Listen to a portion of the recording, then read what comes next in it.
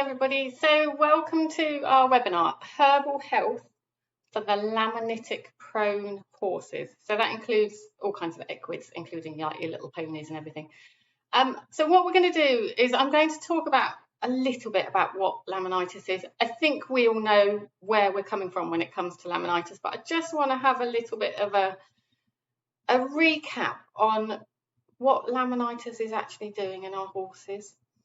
I want to have a little look at what causes laminitis, and then we're going to jump straight into the types of herbal support that we can provide for our animals, whether they are actually having laminitis at the moment, but more importantly, about how we can prevent long-term damage from laminitis and how we can support them from having reoccurrences of laminitis, which is a really important one, because although when they get an episode and a flare-up of laminitis, we are all in damage limitation. The consequences of laminitis can be so severe that we're often overwhelmed by the possibility of the consequences of what laminitis can do for our animals, essentially death at the end of the day. So we want to look at some long-term prevention is probably the wrong word, but we definitely want to be looking at long-term support so that we can prevent those reoccurrences from happening as much as we possibly can. So for those of you who don't know me, I am Rachel. I am a medical herbalist. I'm also an equine chiropractor, and I'm also a zoopharmacognosy, herbal choices for animals consultant. So I've been working with horses, animals, dogs, cats, and plants for the last 30 plus years. So I've done quite a bit with animals, to say the least. So we'll jump straight into what laminitis is. There's two different sorts. The jury's out on whether there is a third sort, but the most common you're going to come across is the hormone-regulated or dyshormone-regulated type of laminitis, which is invariably linked to insulin resistance and sugars. The other one you're going to come across is the concussive. So concussive laminitis occurs when the structural integrity of the laminar is reduced. So what we're essentially looking at with laminitis is the laminar that supports the hoof and supports the pedal bone. The structural integrity disappears, so the pedal bone begins to drop down and it begins to rotate in the hoof wall, and eventually it can come through the bottom of the sole. So it's a very, very strange one. Nobody really knows the mechanism between hormonal dysregulation and the structural integrity of the laminar. They don't know why. Hormones would be so indicated in affecting a structural function like the pedal bone and like the laminar around it. They don't really know. We assume, there's a lot of assumption, that it's a progressive weakening of the laminar caused by sugars building in the blood vessels. But again, we don't know for sure. We don't know if it's acute damage leading to catastrophic failure, or whether it is this progressive chronic condition that keeps on going on and is manifesting over many, many years.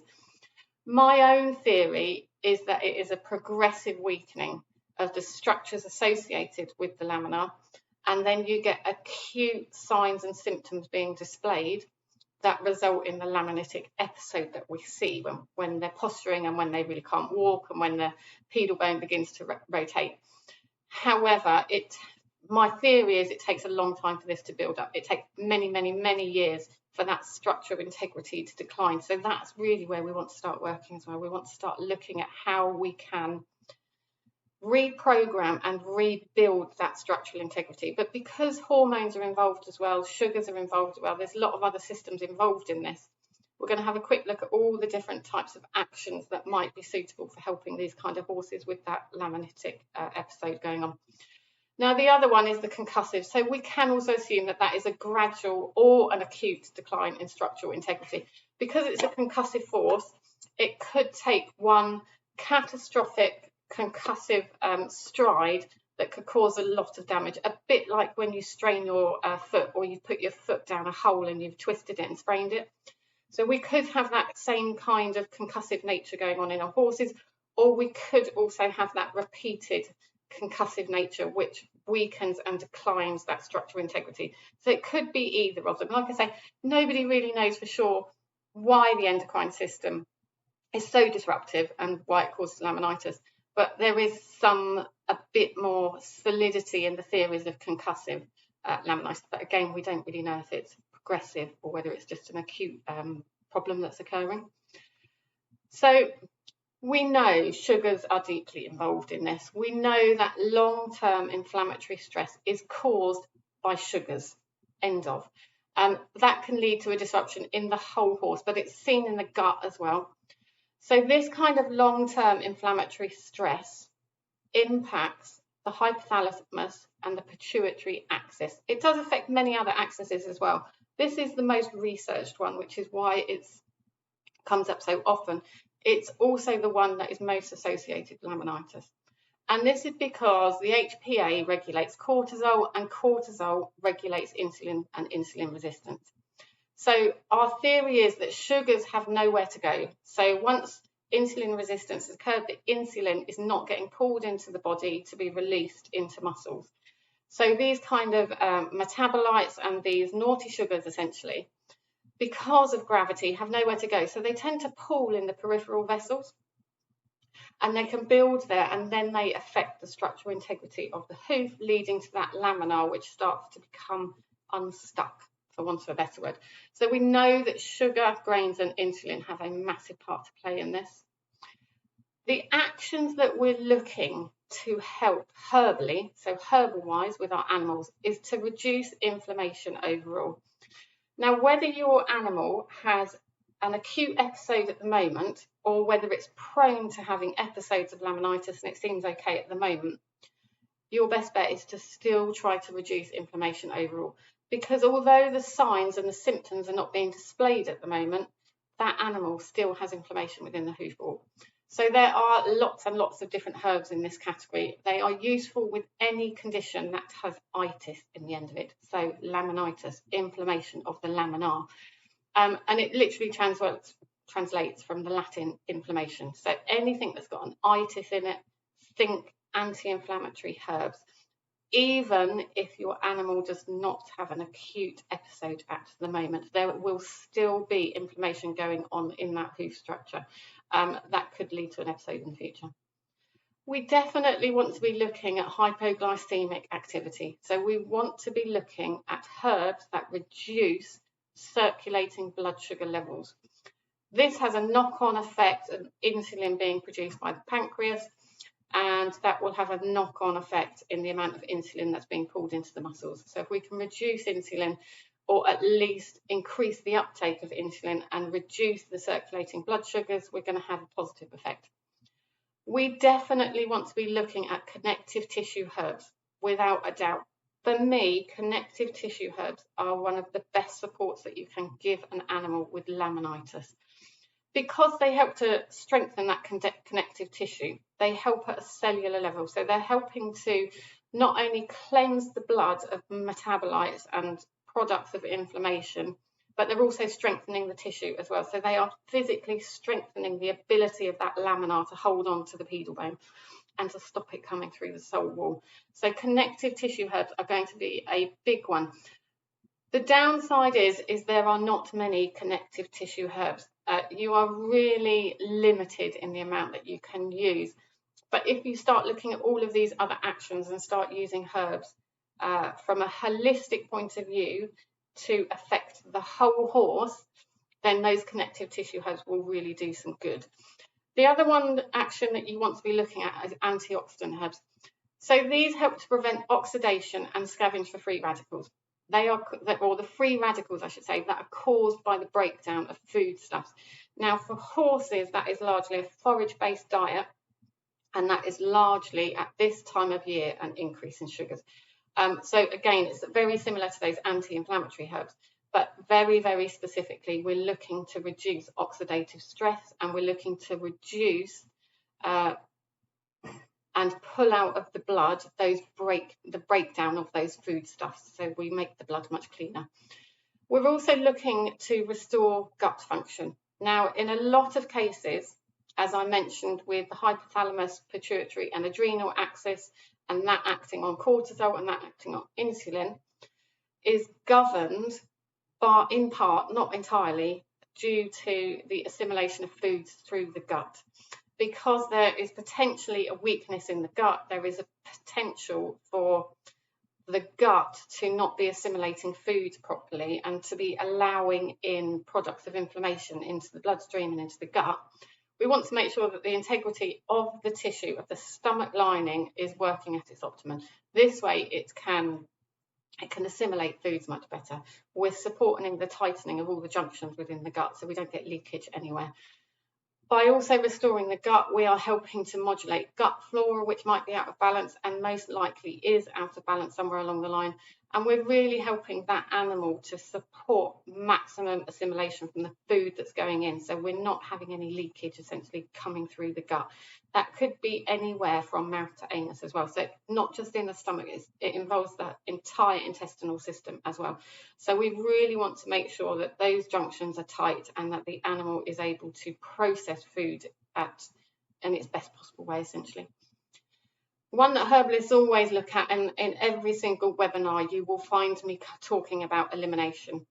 This is because we want to support the liver to recycle, synthesize and eliminate hormones. That's one of its main jobs. It does many other jobs, but one of the big ones that it does is recycle, synthesize and eliminate hormones. And of course, insulin is a hormone, as is cortisol. So we want to support the liver to be able to assimilate, synthesize, recycle and get rid of a lot of the products that are coming through the liver. It also, the liver supports the synthesis of glucose and supports detoxification pathways generally. So it's another reason we want to support the liver. There are a few really good liver herbs, and I'll go into those a little bit later. Another area that you want to look at supporting herbs with is adaptogens. So these herbs help to strengthen the adrenal glands, where the cortisol is coming from, strengthen the endocrine and immune system, and they act as really super powerful supportive herbs. They impart a balance and a function, and they can either energize an animal or relax it. So if your horse has got laminitis and it's stressed and it's in a prone position for a lot of time because the pain in the hooves are too much, it may help the body just to relax as well. It may also help to stimulate and get them moving, because sometimes they need that as well. We want to stimulate a bit of circulation in the body, so it might help them just to move around the stable just a little bit. So adaptogens help the body to adapt to environmental or internal stresses. Now, laminitis is a bit of both. It's an internal stress caused by an external environment, essentially. So they can also help to regulate blood sugars and conserve energy for metabolism. They also have an influence on the hypothalamus, pituitary and adrenal axis. So we really do want adaptogens in there. They really help to balance the stress response, and that has a knock-on effect for reducing anxiety, helping the animal to deal with trauma, and it can combat fatigue as well, and it can provide a little bit of stimulating energy. Adaptogens work different in different bodies. The same adaptogen can be stimulating for one animal and it can be relaxing for another animal. So when you're working with adaptogens, it really is a process of trying to see what works for your animal, and if it doesn't work, it's too stimulating, try a different adaptogen, because we just don't know until they've at least tried them and gone through the process of working with some adaptogens to see how it's going to affect them. Another huge one that you're going to be working with, whether your animal has an acute phase or whether you are looking for longer term support, is to work with the circulatory system. Stimulating herbs that work specifically on the peripheral circulatory system are needed to help flush and cleanse the blood around that laminar and around that pedal bone. However, laminitis is a hot condition. It's why we always test the hoof by testing to see if there's heat there. The last thing you want to be doing is increasing heat within that delicate structure. So you want to work with really gentle stimulating herbs that are just going to flush and move the blood. You don't necessarily want to work with herbs that are going to increase heat, and a lot of circulatory herbs do that, I'm afraid. So I will get onto some that are a bit more cooling but also have that action to just push the blood a little bit more around the body. There are quite a few topical things that you can do as well, and topical herbal therapy for me is almost like you absolutely must do it. Why would you not do it? Why would you not provide this topical application to support the laministic horse? And I'll go into some of the things that you can do. Whether your horse has a flare up at the moment, or whether you're looking again for long-term support to help really undo that, or to really shore up that structural integrity within the hoof. So anti-inflammatory herbs, there are quite a few that you can use. I've highlighted all the herbs that I think would be most beneficial for horses, purely based on my own experience. You may find that your own horse prefers willow over meadowsweet, and if that's the case, go with that. But Filipendula ulmaria or meadowsweet has the added action of helping the gut as well. So it really helps to tighten the junctions within the gut, and it has a nervine quality that helps to relax the muscles as well. It's why I really love meadowsweet. It has a fantastic anti-inflammatory property to it, and it's quite cooling as well. Now, meadowsweet has a bit of a nervine quality that gives it a little bit of fizz. When you taste it, it affects your peripheries as well. It kind of makes them a little bit zingy. And by doing this, what you're going to be doing is stimulating the circulation as well in the hoof. I haven't found that same property in Salix species.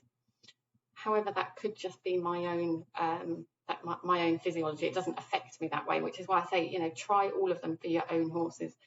So Salix species, you can use any species of willow. They are all so similar in their constituent profile. That you can kind of use any, and horses will forage any of them off of the hedgerows. If you want to go out and buy it, the one you're looking for is Salix alba. It will come as a bark, so it's Salix alba bark, and you can offer that to your horses just as a bark. However, it's sometimes just much easier to take them out to the forage, or to go and chop some willow down from your garden and then provide that to your horse anyway. Another one that you will find in the hedgerows is Viburnum opulus or crampbark. So crampbark is actually specific for the gut, and it's specific for the uterine system, but it also has a wonderful effect on reducing muscle spasm. Now, if your horse has got laminitis, it's going to have muscle spasm all the way down the legs, through the gut, right down to the peripheries, right down to the hoof wall. Crampbark might be enough just to stop that spasm as well, and because it has a super anti-inflammatory action too, it's kind of a win-win. Now, you may have all heard of this one, Harpagophytum procumbens or devil's claw. Devil's claw is super full of anti-inflammatory properties. It's also a lymphatic, so it helps to wick away inflammation out of the lymphatic system. The problem with devil's claw is it's very, very bitter. Now, that bitter stimulation can be quite good for some animals. It can be quite good for stimulating the circulation. It can be quite good for stimulating ingestion. It can be quite good for stimulating the appetite. But it also is not indicated if your horse has ulcers, because it can stimulate the gut too much. I've often found that horses don't tend to ingest devil's claw when given the option of doing so. They do prefer to chew a little bit and spit it out. They do prefer to open up those constituents and let those constituents work within the mouth and then the gut, and then they tend to spit them out. However, if your animal doesn't have any problems with the gut, there's no reason why you can't provide devil's claw either. You can also look at using anti-inflammatory essential oils as well. These are really pokey little things, because essential oils are distilled essentially, and so you have a concentrated version of essential oils. Animals do work really well with essential oils, and really good ones that you can use for their anti-inflammatory action are Gaultheria procumbens or wintergreen. Betula species, we mostly use yellow birch when it comes to animals, so if you're going to go out and buy any essential oils, and you want to go out and buy an anti-inflammatory one, just make sure that it's yellow birch and not some of the other birches, because they can be really strong. They do have a toxic quality that can burn as well. But it's okay to let them inhale it, absolutely fine. Another one which is perfectly safe is Apium graveolens or celery seed. So they do make an essential oil out of celery seed. It has a strong anti-inflammatory action. It has a strong diuretic action too. So it helps to wick away those products of metabolism straight out of the system, straight into the liver, and gets rid of them through elimination through the urine. So a really helpful anti-inflammatory herb. So some of these you're going to be able to take your horse to the forage. You will definitely be able to forage for meadowsweet. You will definitely be able to forage for willow and Viburnum opulus. the others you're going to be looking at wanting to buy in. You can also forage for celery seed or any kind of herb in that Apium graveolens family, which will be helpful. So the big one that we're all going to look at, this is probably the biggest one, whether your animal has an acute flare-up of laminitis or whether you're looking at long-term support. I would argue that every single horse in today's society, domesticated horses in today's society, need to have access to blood sugar balancing herbs. The amount of metabolic conditions that we see, including things like EMS and Cushing's disease, are largely down to a disruption in blood sugar balancing. So allow your horses to eat from the forage, because that diversity will really help to balance blood sugars, and it will have that hypoglycemic effect to really regulate what's going on in terms of insulin production, blood sugar balancing, and those metabolic conditions that your animals are prone to, of which laminitis is, of course, one.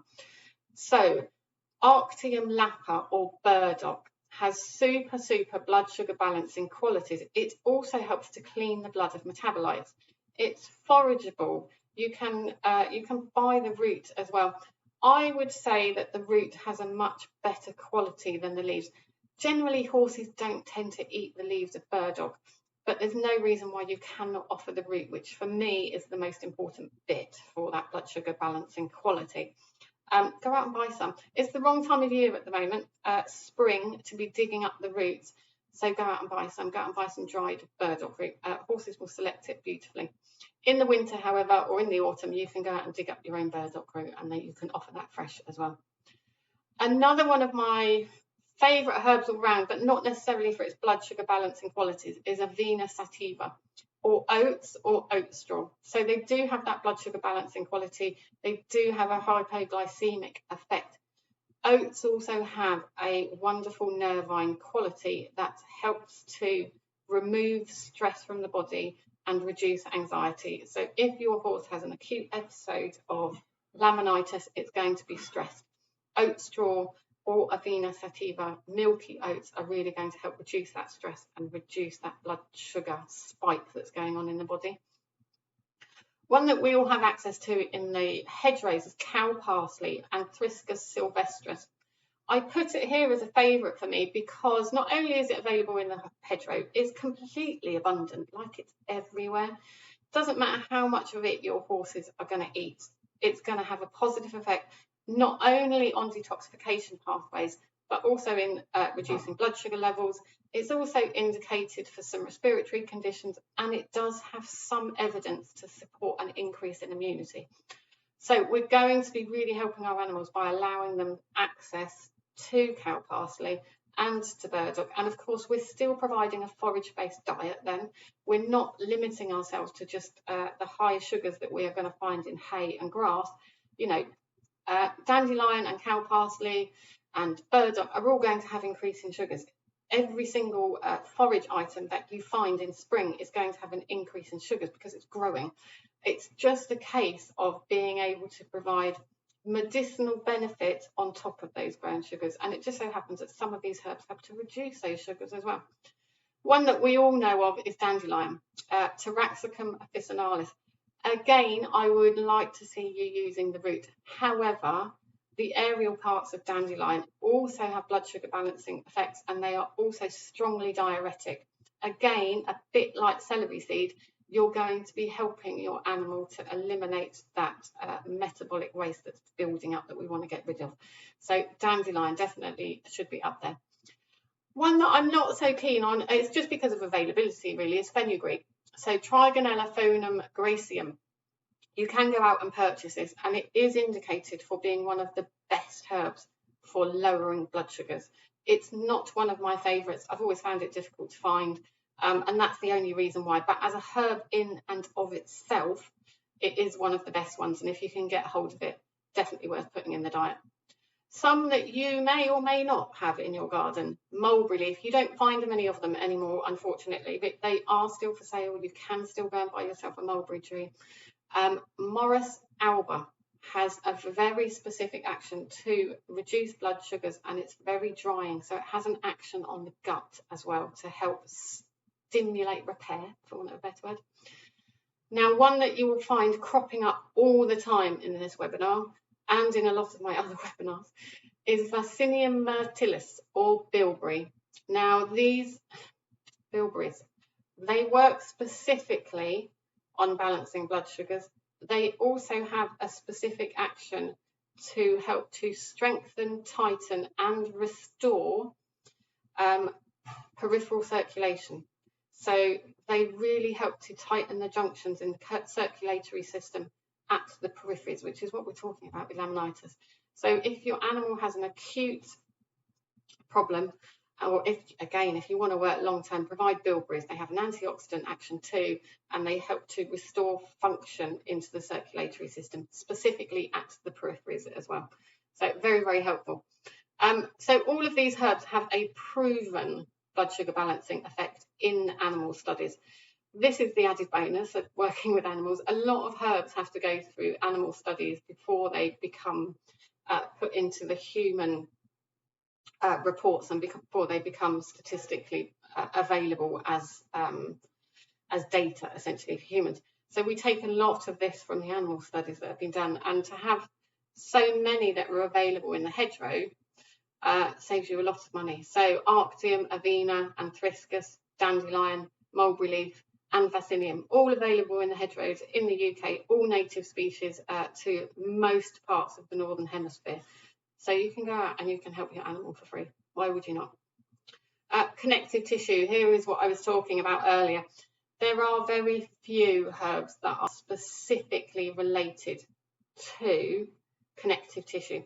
There are a few more that are available as tinctures, but none that you can provide for your animal from the hedgerows. I've only included ones here that you can provide a kind of in the hedgerows, or that you can have easy access to, because that's what we want. I don't want to provide you with herbs that are so spurious that you have to be a herbalist in order to be able to go out and buy them, or you have to buy them as a tincture. There's just no point in me doing that.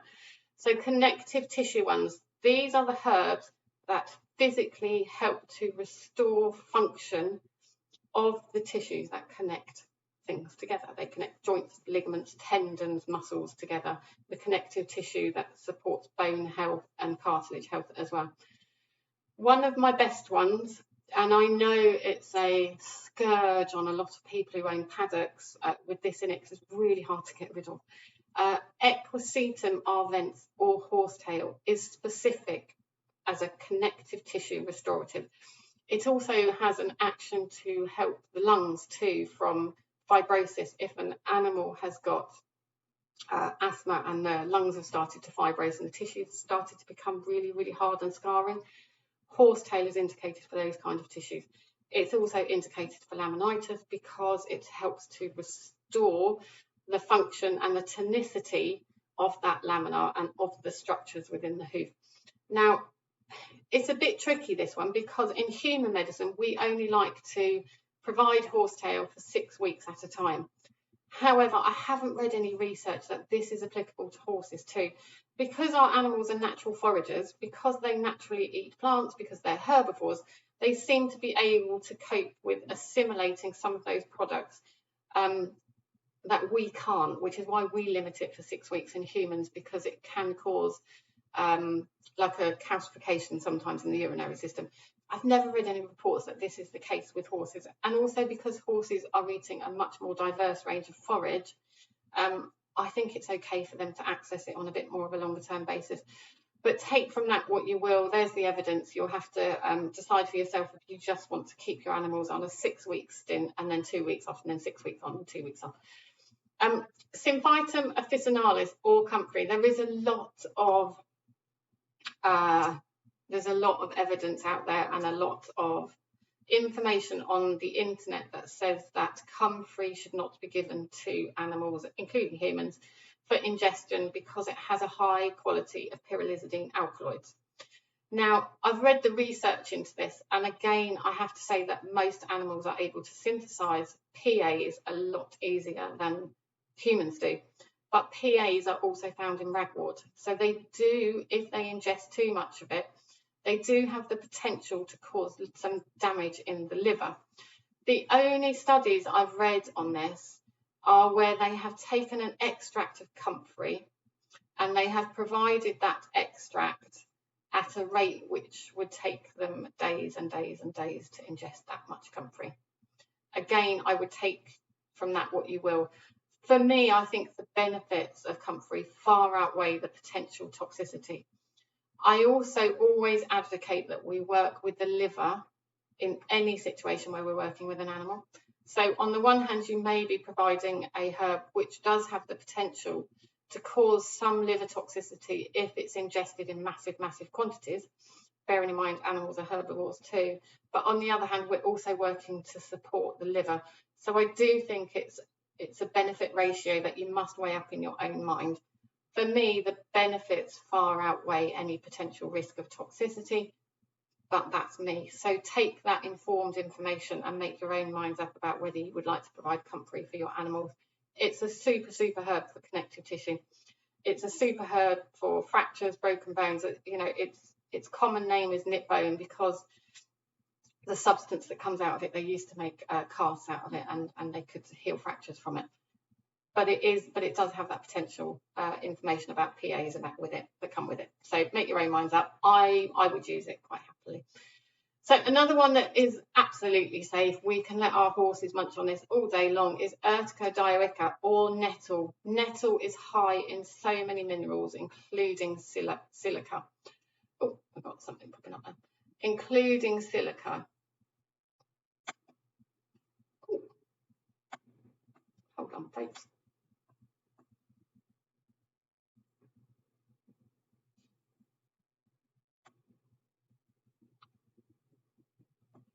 So the other one we have is Urtica dioica or nettle. Now you can provide nettle all day long to horses. It's a wonderful, wonderful herb. It is mineral rich, it is nutrient rich, it's full of silica, it helps to regulate histamine as well. So it has so many benefits.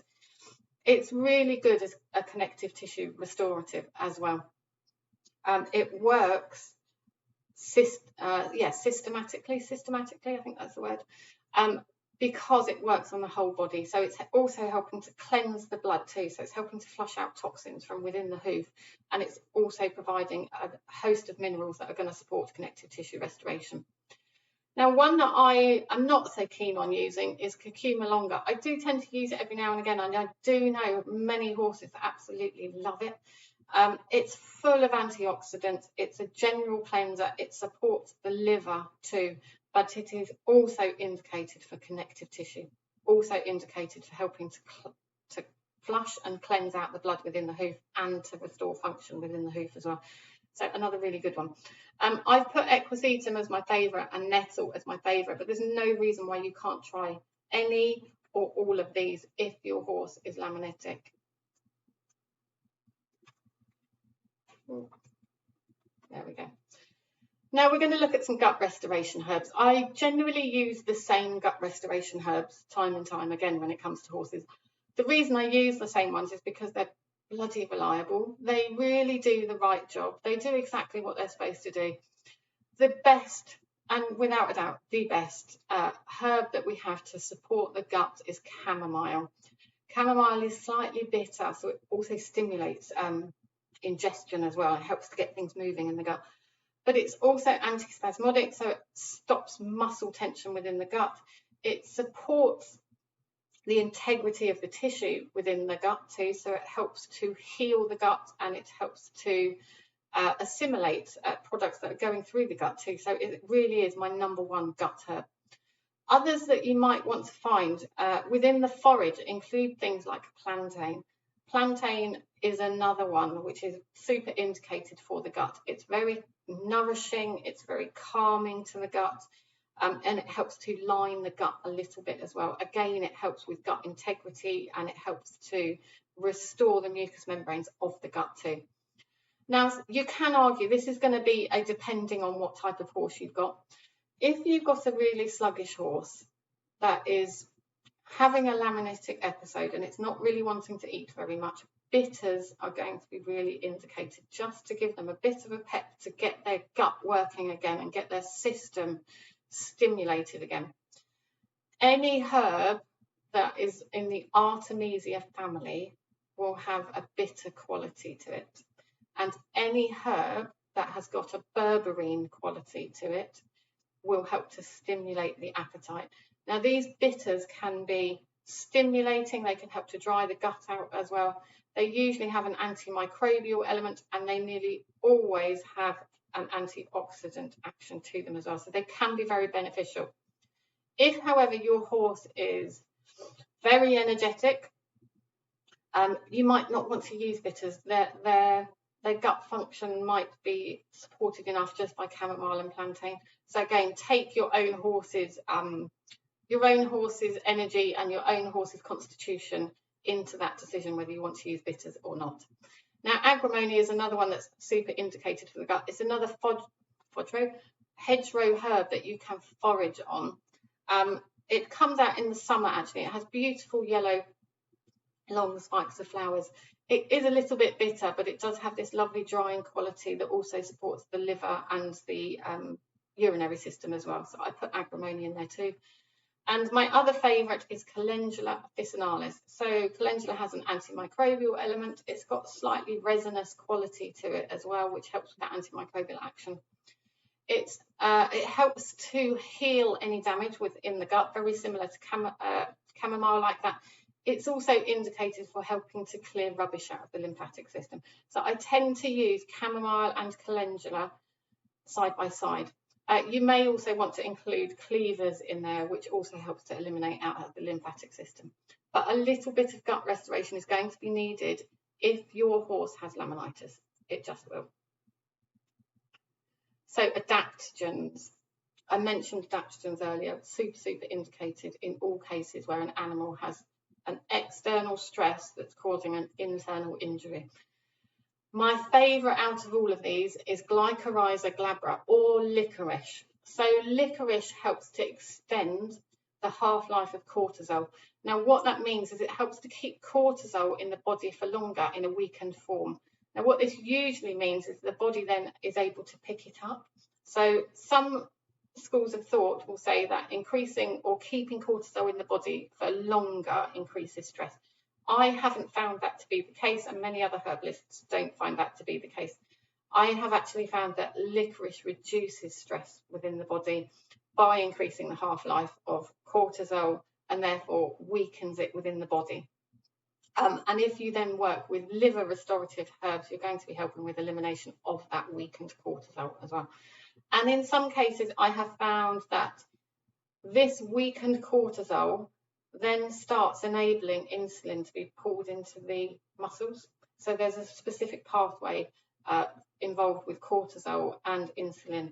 And if you weaken cortisol, sometimes the receptor cells related to insulin then kind of go, oh, okay, cortisol is being reduced. I can now be pulled into the muscle. So that's my own experience with it. You may not find that. You may find that other adaptogenic herbs work really well, including things like nettle and including things like astragalus or holy basil. So holy basil is one that you can grow and provide for your animals.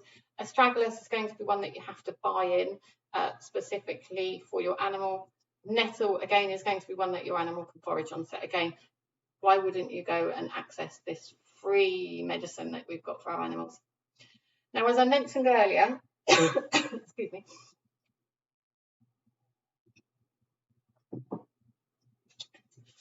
Now, as I mentioned earlier, circulation herbs are going to be really, really helpful, but we don't want herbs that are going to be too heating because inflammation within the hoof wall is a hot condition. So if your animal has an acute episode right now, you want to be avoiding rosemary. You probably want to avoid yarrow as well because they can be quite hot. But if you're looking to address long-term change, your animal doesn't have laminitis at the moment, but you want to support circulation within that hoof capsule, any of these herbs are going to be really indicated. Achillea millefolium or yarrow, lots of it is forageable. I do find that animals tend to prefer the dried herb than they do the fresh herb. I think this is partially down to the quality of the volatile oils that seem to reduce once it's been picked. And I think the fresh herb has too many volatile oils. You still will get a few of them that are selecting yarrow. It's no problem if they do. I have certainly found that horses prefer the dried yarrow. So again, Salvia rosmarinus or rosemary. Now, another one, because of the high volatile oil quantity, they tend to prefer the dried herb over the fresh herb. But again, look at it on a horse by horse basis. You may find that your horse actually prefers the fresh rosemary because it needs that extra stimulation.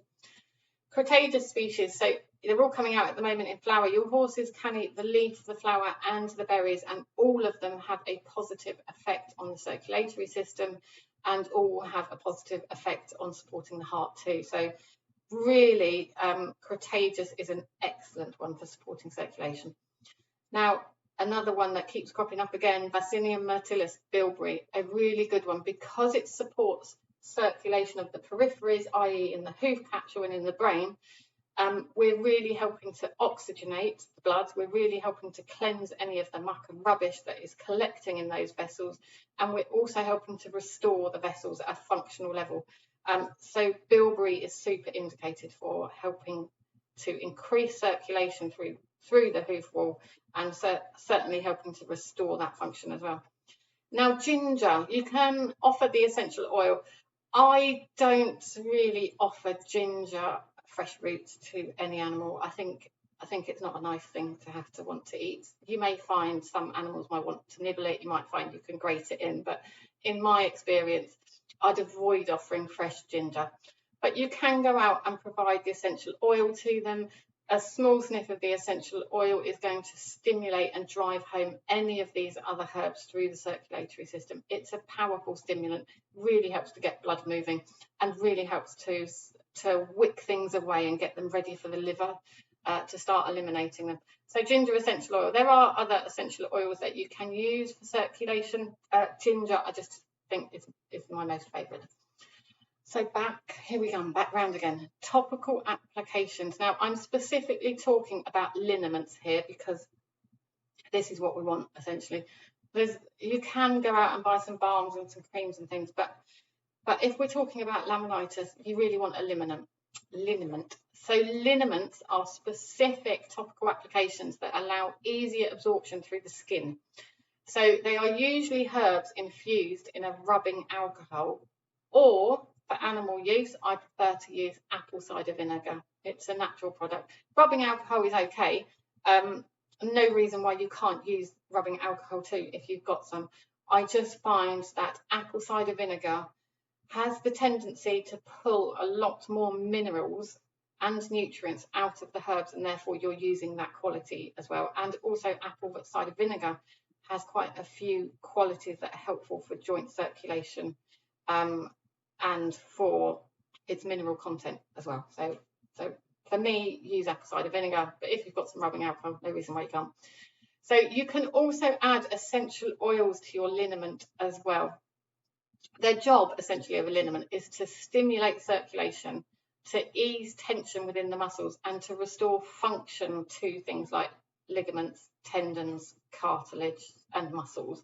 And because we're working with the hoof, we really want to isolate where we use that liniment. So we're going to use it right down by the coronet band. What you need to essentially do is to infuse herbs like mullein root and teasel root in apple cider vinegar for a week, 2 weeks. You then want to strain them off and rub that alcohol into the lower leg and the coronet band about 3 times a week. Now, you can add in those essential oils if you want to for a bit of extra stimulation. Things like peppermint and rosemary. So peppermint is quite cooling. So if your animal has a current episode of laminitis, I would try to find a liniment with mullein root and teasel. I would add in a couple of drops of peppermint, and I would really try to rub some of that apple cider vinegar into the lower half of the leg and in through the coronet band. It will be really cooling. It's going to stimulate a lot of movement within the hoof wall. You may end up that your horse ends up just a little bit worse before it gets better, because you've moved that blood and you've really begun to circulate it. So we must be mindful that if anything like that is happening, just to step away, really, because that's not what we want to do. We want to provide supportive care and not make a situation worse. So just be really gentle with it. You don't need to go in really hard and really fast. But a liniment could be really beneficial, particularly a cooling liniment. So as I mentioned earlier, laminitis is that hot inflammatory state. Apple cider vinegar is quite cooling. Peppermint is quite cooling. Mullein root and teasel are specific for helping with connective tissue. So that's why we're using those two particular herbs. Very, very specific for connective tissue, and work really well as a liniment. So you can do that with a liniment. You can obviously make a liniment out of many different herbs, but those are the ones that I have found to be most indicated. Now, another topical application, which you may or may not already do, it's already quite indicated, vets recommend it quite a lot, is hot and cold water therapy. So really cold ice packs on the hoof wall, because that contracts the tissue. Then when you add heat to it, it flushes the blood essentially. So you're moving the blood. Hot and cold therapy is about stasis of the blood, then moving the blood, then stasis of the blood, then moving the blood. And that really helps to move the blood out of the hoof capsule and flush all the toxins as it's doing so. So hot oils will stimulate blood circulation. So consider, for the horse's current condition, rosemary and ginger are both very, very hot, warming essential oils. And you can add these oils to either the cold or the hot water. What I would do is add rosemary and ginger to the hot, warm water. And I would add things like peppermint, lavender, geranium, or vetiver. Vetiver is very indicated for muscular tension, to the cold water therapy if you can. I know if you're using ice packs, that can be quite difficult. So if you can, you might be better off just getting a really, really cold water and allowing the horse to just stand in that bucket of cold water with the essential oils inside it. If you are using just an ice pack, you can also put a couple of drops on the inside of the ice pack and then just apply that. They will eventually go through to topical application. It just takes a little bit longer. So please don't rule out hot and cold therapy, because they are super indicated therapies for any animal with laminitis. Now, supplements. I'm not a massive fan of supplements, I have to say. You know, I was taught many years ago that supplements are just weed out of the body. And I think that is partially true. I do think there is some benefit to supplements. I'm not saying all supplements are bad by any stretch of the imagination. They can be really supportive, but not all the time. However, I do think that glucosamine sulfate plus or minus the chondroitin are going to be really, really beneficial. So glucosamine is an amino acid which makes mucopolysaccharides. They're also called GAGs, G-A-Gs. So if you're looking in a book, you might find them termed that as well. Now, these mucopolysaccharides are essentially the glue that holds connective tissue together. They are not formed in vast quantities in the body. We do build them a little bit, horses build them a little bit, but they're not really found in the diet, because they're made of glucose and glutamine, which are not found richly in the glucoses, but not glutamine so much in the diet.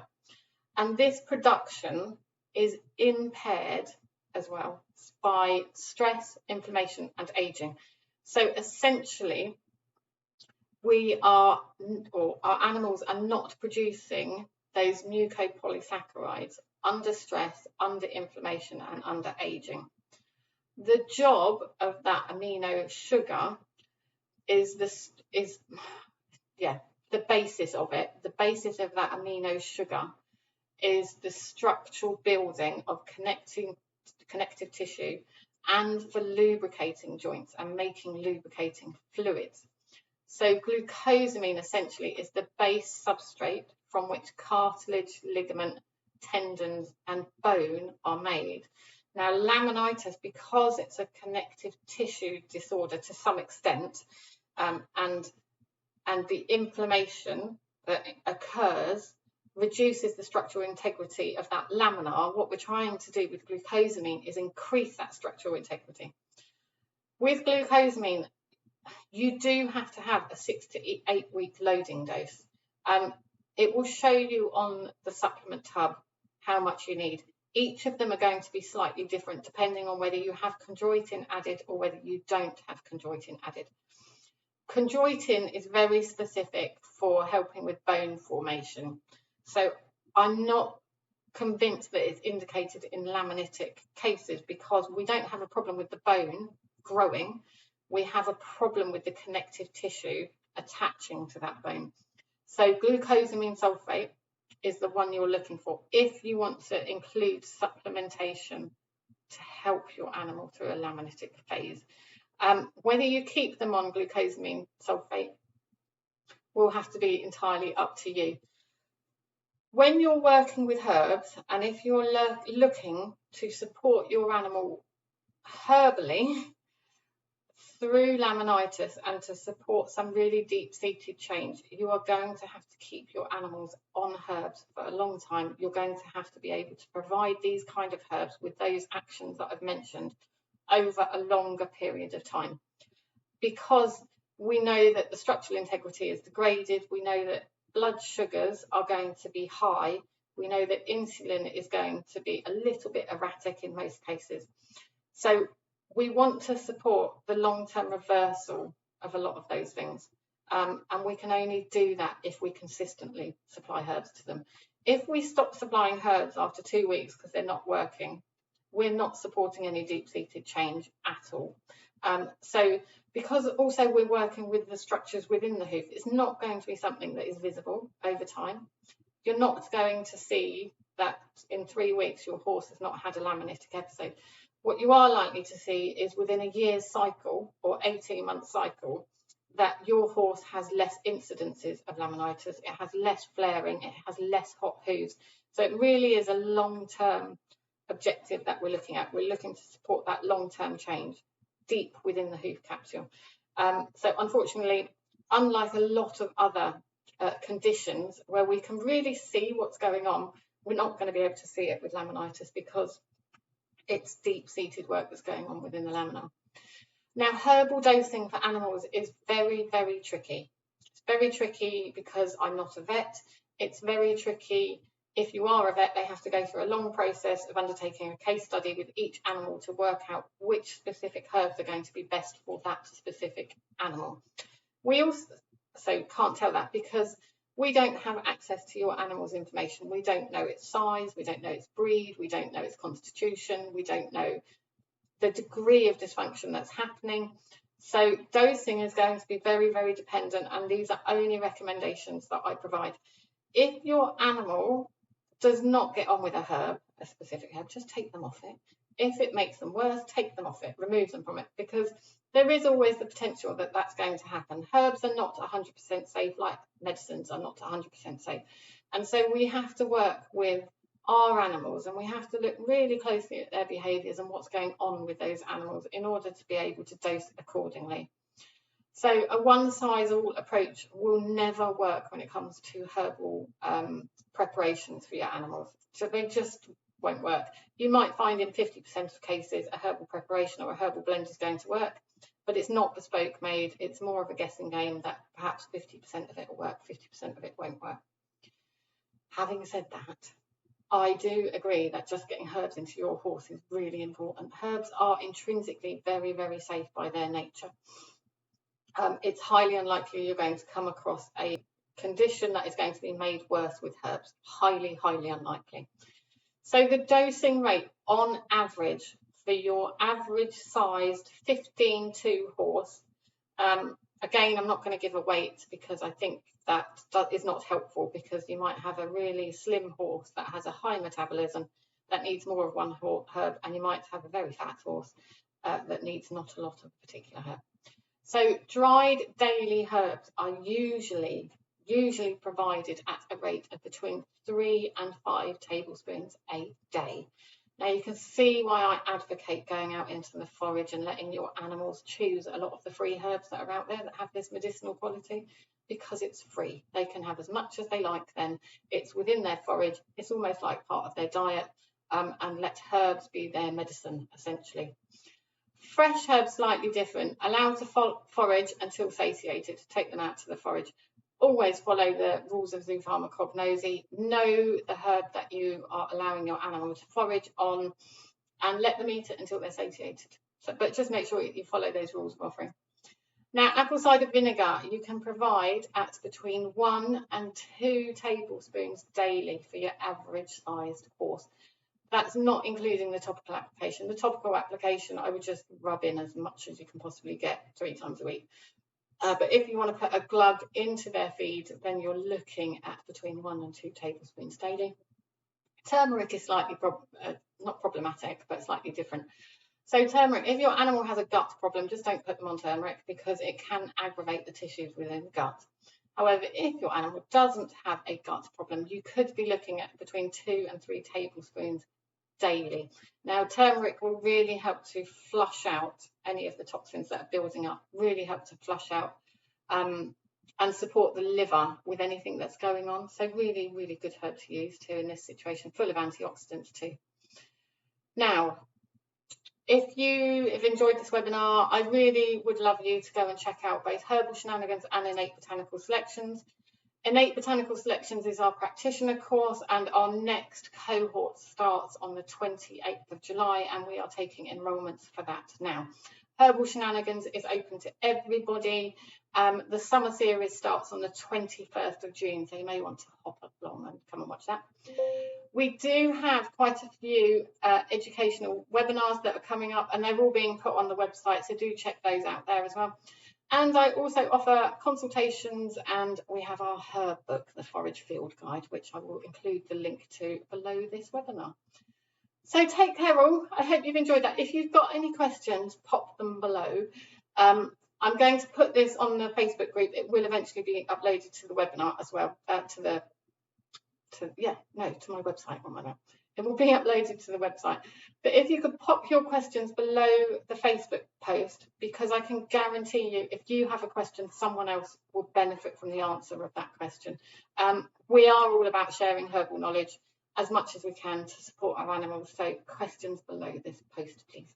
All right, take care, everybody, and I will speak to you all very shortly. Take care for now. Bye.